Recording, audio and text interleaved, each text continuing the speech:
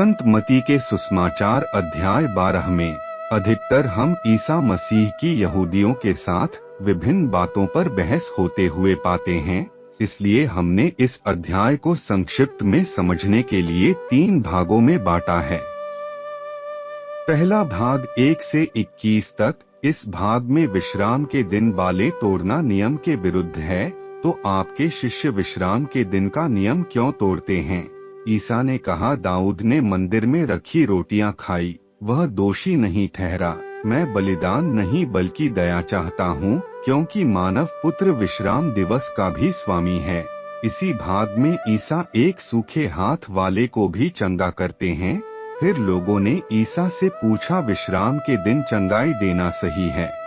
ईसा उन्हीं के दिनचर्या के कामों का उदाहरण देते हुए कहते हैं, विश्राम के दिन भलाई करने की आज्ञा है। इसी अध्याय में फरीसी ईसा का सर्वनाश करने की योजना बनाते हैं।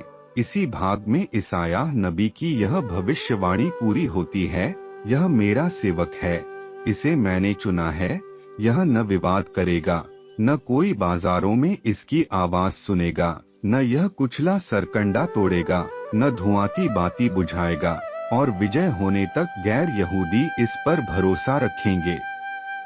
तीसरा भाग 22 से 37 तक। इस भाग में फरीसी ईसा पर दोष लगते हैं कि वह तो बेलजेबुल की मदद से नरकदूतों को निकालता है।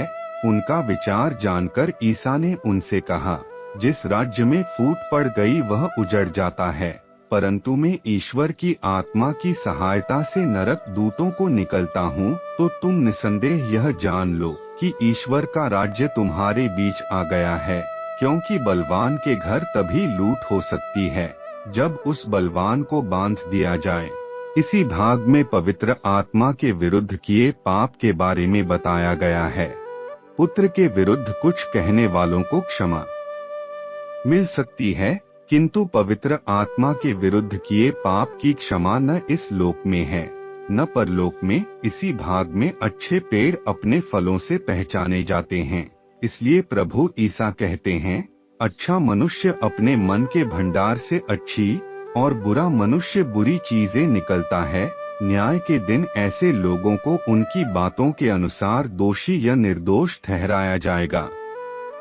तीसरा भाग 38 से 50 तक। इस भाग में फरीसी ईसा से कुछ चिन्ह मांगते हैं, लेकिन ईसा कहते हैं कि योनस के सिवा इस दुष्ट पीढ़ी को कोई चिन्ह नहीं दिया जाएगा। ईसा अपने आप को नबी योनस से भी महान बताते हैं। इसी भाग में मनुष्य से निकली हुई आत्मा को जब कहीं विश्राम नहीं मिलता, तो वह उसी मनुष्य में फिर जाना चाहता है और पाता है कि वह मनुष्य पहले जैसे ही है, तो वह 7 बुरी और आत्माओं को लेकर आता है और उस मनुष्य में रहने लगते हैं, और उस मनुष्य की दशा पहले से भी बुरी हो जाती है। इस भाग के अंत में ईसा कहते हैं कि मेरी माता और भाई वही है जो स्वर्गीय पिता की इच्छा पूरी करता है। इस अध्याय से हमें यह शिक्षा मिलती है कि ईसा विश्राम दिन का स्वामी है और संसार के सरदार यानी शैतान को बांध सकता है। दूसरा, पवित्र आत्मा के विरुद्ध पाप की क्षमा नहीं है, और जो स्वर्गीय पिता की इच्छा पूरी करना चाहता है वह वचन सुने और उसका पालन करें।